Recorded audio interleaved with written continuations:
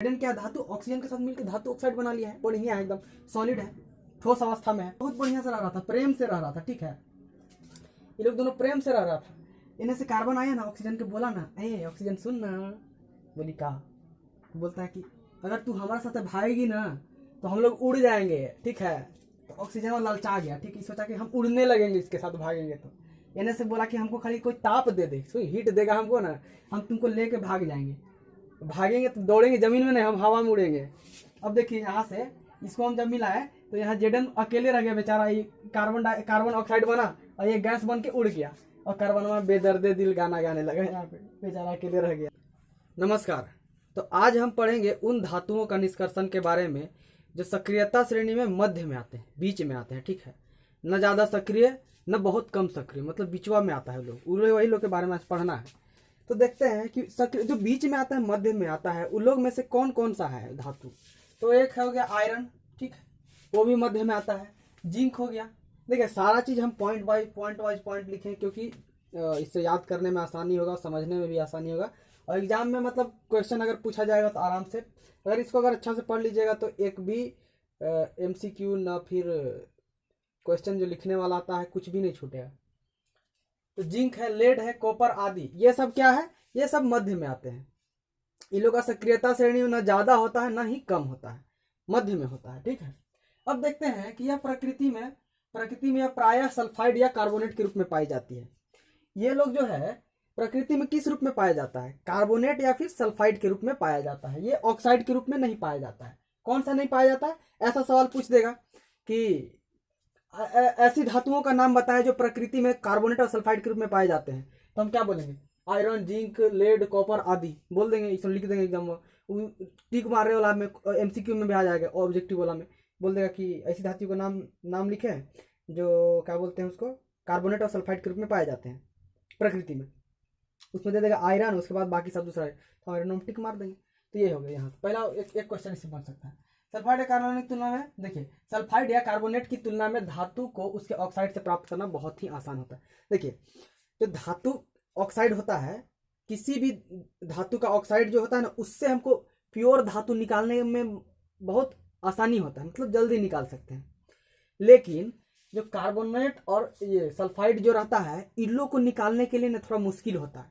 तो हम लोग क्या करते हैं, लोग कार्बोनेट और सल्फाइड को पहले धातु ऑक्साइड में बदलते हैं। ठीक है, धातु ऑक्साइड में बदलते हैं। आगे देखते हैं कि सल्फाइड एस को देखिए कैसे कैसे बदलते हैं। देखिए सल्फाइड एस को वायु की उपस्थिति में अधिक ताप पर गर्म किया करने पर यह ऑक्साइड में परिवर्तित हो जाता है। इस प्रक्रिया को भर्जन कहते हैं। देखिए आपसे एक सवाल पूछा जा सकता है कि भर्जन किसे कहते हैं, बताओ रे भर्जन केकरा कहला तुम। तो हम सीधे सीधे बोलेंगे कि जो भी सल्फाइड अयस्क रहता है, ठीक है, उसको हम गर्म करते हैं। गर्म करने के बाद क्या होता है, किसकी उपस्थिति में गर्म करते हैं, वायु की उपस्थिति में। मतलब क्या होना चाहिए, देखिए अब यहाँ पे एक सवाल उठता है भाई साहब। सवाल क्या है कि अच्छा बताइए, सल्फाइड अयस्क है, उसको हम वायु की उपस्थिति में गर्म करते हैं तो ऑक्साइड में क्यों बदल जाता है, ये एक सवाल हो गया। तो ये सवाल का जवाब है कि देखिए वायु में क्या प्रेजेंट रहता है, क्या उपस्थित रहता है, वायु की उपस्थिति में, कहने का मतलब क्या हुआ, ऑक्सीजन की उपस्थिति में। और जब हम भी गर्म करते हैं इसको, और ऑक्सीजन जो रहता है, दोनों मिल के अभिक्रिया करता है और क्या बना लेता है, क्या बनाता है, यहाँ देखिए यह ऑक्साइड बना लेता है, ऑक्साइड में परिवर्तित हो जाता है, और इस प्रक्रिया को हम भर्जन कहते हैं। देखिए यह आपसे पूछा जा सकता है कि भर्जन किसे कहते हैं। तो यहाँ से आप देख लीजिए, उसका डेफिनेशन यहाँ पे है, उसका क्या है, परिभाषा। यह है भर्जन का परिभाषा। यहाँ तक भर्जन अगर पूछ दिया तो यहाँ पे आप इतना लिख दीजिएगा, आपको नंबर मिल जाएगा आराम से। आगे देखते हैं, कार्बोनेट अयस्क को सीमित वायु में अधिक ताप पर गर्म करने से यह ऑक्साइड में परिवर्तन हो जाता है। देखिए इसको देखिए, जो सल्फाइड अयस्क था उसको हम वायु के इस उपस्थिति में गर्म करते थे तो क्या होता था, ऑक्साइड में बदल जाता था। ठीक है, बढ़िया है, बढ़िया, बहुत बढ़िया। इसमें यह चीज नहीं दिया हुआ है कि कितना वायु रखना है। ठीक है, कितना भी वायु ले सकते हैं, इसमें मतलब लिमिट कंडीशन नहीं लगा हुआ है। ठीक है, लेकिन इसमें क्या बोला कि सीमित वायु, मतलब एक सर्टेन अमाउंट, जैसे कि मतलब कुछ नहीं होता है कि हम खाना हमको खाना चाहिए। ठीक है, हम बोले कि हमको आधा प्लेट खाना है, आधा प्लेट में मेरा पेट भर जाएगा, तो हम क्या हुआ, हम फिक्स कर दिए कि आधा प्लेट। उसी तरह से वायु जो डालना है यहाँ पे, वायु देना है, वो सीमित रहना चाहिए, कुछ मतलब बहुत ज़्यादा नहीं दे देना है, कुछ फिक्स रहना चाहिए, ठीक है, उतना वायु पे। अभी उसको अधिक ताप पर गर्म करना है, ज़्यादा हीट करना है, मतलब गर्म करना है, तो वो क्या हो जाता है, ऑक्साइड में परिवर्तित हो जाता है। इस प्रक्रिया को निस्तापन कहते हैं। देखिए अगर निस्तापन का आपसे परिभाषा पूछ दिया कि निस्तापन केकरा कहा तुम बाबू बताओ, कह देना कि कार्बोनेट गैस को हम सीमित वायु की उपस्थिति में गर्म करते हैं, अधिक ताप पर गर्म करते हैं, तो वो क्या होता है कि ऑक्साइड बन जाता है, ठीक है। और ये जो प्रक्रिया हम करते हैं ना, ये वाला, ओकरे कहते हैं निस्तापन। अब देखिए निस्तापन और भर्जन में अंतर अगर पूछ दिया तो क्या बोलिएगा। निस्तापन में हम क्या कर रहे हैं, कार्बोनेट गैस को गर्म कर रहे हैं, और भर्जन में क्या कर रहे हैं, सल्फाइड गैस को गर्म कर रहे हैं। तो याद रखना है, अगर भर्जन और निस्तापन में अंतर पूछ दिया तो हम बोल देंगे ना कि भर्जन में क्या करते हैं कि सल्फाइड गैस को हम वायु की उपस्थिति में अधिक ताप पर गर्म करते हैं तो ऑक्साइड बन जाता है। और पूछ दिया निस्तापन, निस्तापन में क्या होता है भैया, उसमें सीमित वायु में हम कार्बोनेट गैस को हाई मतलब ज़्यादा क्या बोलते हैं, ज़्यादा ताप पर गर्म करते हैं तो क्या हो जाता है, वो भी ऑक्साइड बन जाता है। तो दोनों को ऑक्साइड हमको बनाना है। ऑक्साइड क्यों बनाए, पहले ही यहाँ पढ़ चुके हैं कि ऑक्साइड है उसको, उससे हमको निकालना, धातु प्राप्त करना बहुत आसान होता है, किसके मुकाबले, कार्बोनेट और सल्फाइड के मुकाबले, ठीक है, इनके गैस के मुकाबले। अब देखिए यहाँ भर्जन में क्या कर रहा है, ZnS ले लिया, ये सल्फाइड है। Zn क्या है, Zn एक धातु है, ठीक है, ZnS क्या हो गया, धातु का सल्फाइड हो गया, ठीक है, सल्फाइड अयस्क हुआ ये धातु का। उसमें क्या दिया जा रहा है, ऑक्सीजन दिया जा रहा है। ऑक्सीजन क्यों दे रहा है, यहाँ पे बोल रहा है कि वायु की उपस्थिति में ऑक्सीजन दिए। तापमान ये देखिए अधिक ताप पर, मतलब इसको गर्म कर रहे हैं, गर्म करने पे क्या बन गया, ZnO बन गया, ठीक है, ZnO बना, ये क्या बनता है, सॉलिड बनता है। उसके बाद SO2, तो SO2 हमको ना बाहर निकल जाता है, ये उड़ जाता है, ठीक है, उड़ जाएगा तो हमको क्या मिलेगा, ZnO मिलेगा। अब ऑक्साइड में बदल गया ना, अब ऑक्साइड में बदल गया। अब इससे अगर हम धातु निकालेंगे तो हमको निकालने में आसानी होगा। ये तो हुआ कि सल्फाइड अयस्क को मतलब भर्जन किया। अब निस्तापन में देखिए ZnCO3, ZnCO3 मतलब सीमित वायु को, मतलब कहने का मतलब है, देखिए इसमें वायु नहीं रखा है, मतलब बहुत कम वायु रखना है, ठीक है। इसको अगर गर्म कर रहे हैं, इसको गर्म कर रहे हैं तो क्या बन रहा है, Zn बन रहा है प्लस ये CO, ठीक है। देखिए अभी तक हम कार्बोनेट अयस्क और सल्फाइड अयस्क से क्या बोलते, धातु ऑक्साइड बनाना सीखे थे, कैसे बनाते थे वो हमने सीख लिया, ठीक है। अब लेकिन अब सवाल उठता है कि धातु जो ऑक्साइड है उससे हम धातु कैसे प्राप्त करेंगे। तो धातु ऑक्साइड से धातु प्राप्त करने के लिए हम कार्बन का इस्तेमाल करते हैं। देखिए कार्बन जैसे उपयुक्त अपचायक का उपयोग कर धातु ऑक्साइड को धातु प्राप्त किया जा सकता है। तो अपचायक मतलब क्या हुआ, ये क्या हुआ, ZnO ऑक्साइड है, इसको अगर हम रिडक्शन करा दें, इसमें मतलब अपचयन करा दें, तो हमको क्या होता है, अपचयन का मतलब क्या होता है, ऑक्सीजन को हटाना, ऑक्सीजन को घटाना। इसमें ऑक्सीजन है एगो, ठीक है, ZnO में, और ये बहुत बढ़िया अपचायक है। कार्बन जो है बहुत बढ़िया अपचायक है, थोड़ा सा उसको गर्मी देंगे और कार्बनवा से रिएक्शन करा देंगे ना, तो ऑक्सीजनवा को लात मार के अपने साथ रिएक्शन कर लेगा। देख रहे हैं, ऑक्सीजनवा को अपने तरफ खींच लिया, यहाँ था का साथ ऑक्सीजन जुड़ल था, इस यहाँ बोला कि तू ये नहीं आ, अब ये इसके साथ खींचा है अपने साथ, ये वाला गैस बन गया, ठीक है, गैस बन, चलो हम लोग उड़ चलते हैं।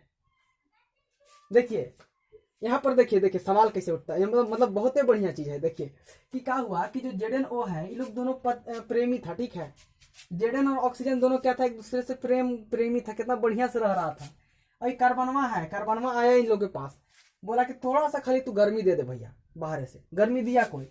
अब देखिए इसको कार्बन का किया, ऑक्सीजन के लेके भाग गया, ऑक्सीजन के लिया तो ये क्या बना, गैस बना, और गैस बन के उड़ गया, ले ये लोग दोनों प्रेम करने लगे, भाग गया, इसका ब्रेकअप करा दिया। देख रहे हैं, तो क्या हुआ यहाँ पे हुआ अपचयन हुआ है, ठीक है। तब यहाँ से हम सीधे धातु निकाल लिए। अब आगे देखते हैं, इसके अलावा विस्थापन अभिक्रिया का भी उपयोग किया जा सकता है। अपचयन के अलावा विस्थापन अभिक्रिया का भी उपयोग हम कर सकते हैं, ठीक है। अत्यधिक अभिक्रियाशील धातु जैसे सोडियम, ये सब कौन सा धातु जो बहुत ज्यादा अत्यधिक अभिक्रियाशील है, सोडियम है, कैल्शियम है, एल्यूमिनियम है, आदि को अपचायक के रूप में उपयोग किया जा सकता है। इन लोग को हम लोग अपचायक के रूप में इस्तेमाल किया जा सकता है, जैसे कि कार्बन के जगह में हम इन लोग का भी इस्तेमाल कर सकते हैं, ठीक है, कर सकते हैं, अपचायक के रूप में उपयोग किया जा सकता है। क्योंकि ये निम्न अभिक्रियाशील वाले धातुओं को, मतलब जो जो जो धातु बहुत कम अभिक्रियाशील होता है को उनके यौगिकों से विस्थापित कर सकते हैं। देखिए कम अभिक्रियाशील जो धातु होता है उन लोग के साथ जो अयौगिक रहता है उसको हटा के और उसके साथ ये अभिक्रिया कर सकते हैं, ठीक है। ये सब सोडियम, कैल्शियम, एल्यूमिनियम, ये सब, ठीक है। एक उदाहरण देख लेते हैं, जैसे कि ये निम्न अभिक्रियाशील धातु है एमएन का ऑक्साइड बनाया है, ऑक्सीजन के साथ है। एल्यूमिनियम है यहाँ पे, देखिए ये दोनों कितना बढ़िया से रह रहा था। यहाँ देखिए मैग्नीशियम एमएन था, ठीक है, एमएन और ऑक्सीजन दोनों में शादी हो गया था, ठीक है, ब्याह हो गया था, ठीक है। और एल्यूमिनियम आने से आया, एल्यूमिनियम आया और दोनों के ब्रेकअप करा दिया, मतलब क्या करा, तलाक करा दिया, ठीक है। तलाक करा के और ससुरा साला ये ऑक्सीजनवा को लेके भाग गया, ऑक्सीजनवा के लेके एने भाग गया अपने साथ, और ये अकेले रह गया बेचारा, ठीक है। तो यहाँ पे देखते हैं कि जो कम अभिक्रियाशील धातु होता है ना, जैसे इसको, तो उन लोग अगर रहेगा तो उन लोगों, तो यह लोग भगा के ले जाएगा उन लोग को, ऑक्सीजन को, वही अपचायक के रूप में काम आ सकता है। लेकिन यहाँ पे देखिए एक बहुत इंपॉर्टेंट है, लेकिन ये जो अभिक्रिया होता है ना, इतना ऊष्माक्षेपी होता है, इतना गर्मी देता है कि साला देखिए जो ये निकला है, क्या निकला है, लिक्विड निकला है। धातु क्या होता है भैया, धातु हम देखते हैं सॉलिड होता है, ठोस होता है, ठीक है। लेकिन जब ये देखिए अभिक्रिया होने के बाद क्या हुआ, ये द्रव के रूप में निकला है बाहर, देख रहे हैं ना कितना भयानक है। मतलब ये जो अभिक्रिया होता है ना बहुत ज्यादा ही ऊष्माक्षेपी होता है, धातु को गला दिया। सोच रहे हैं यहाँ पे देखिए, जब विस्थापन ऊष्माक्षेपी होती है, इसमें उत्सर्जित ऊष्मा की मात्रा इतनी अधिक होती है कि धातु में गलित अवस्था में प्राप्त होती है। देख रहे हैं धातु था गलित अवस्था में प्राप्त हुआ आपको। आगे देखिए कि आयरन 3 ऑक्साइड Fe2O3 के साथ अल्युमिनियम की अभिक्रिया, ठीक है, इन लोग का अभिक्रिया, दोनों का अभिक्रिया करा के उसका उपयोग कहाँ करते हैं, रेल के पटरी एवं मशीनी पुर्जों की दरारों को जोड़ने के लिए किया जाता है। तो इसका इस्तेमाल, जैसे कि दोनों का मिक्सचर का इस्तेमाल कहाँ करते हैं, ये पूछ देगा सवाल, मतलब अथी में एग्जाम में, तो आपको बताना होगा। तो ये कहाँ करते हैं हम लोग, ये देखिए रेल की पटरी एवं मशीनी पुर्जों की दरारों को जोड़ने के लिए किया जाता है। इस अभिक्रिया को थर्मिट अभिक्रिया कहते हैं।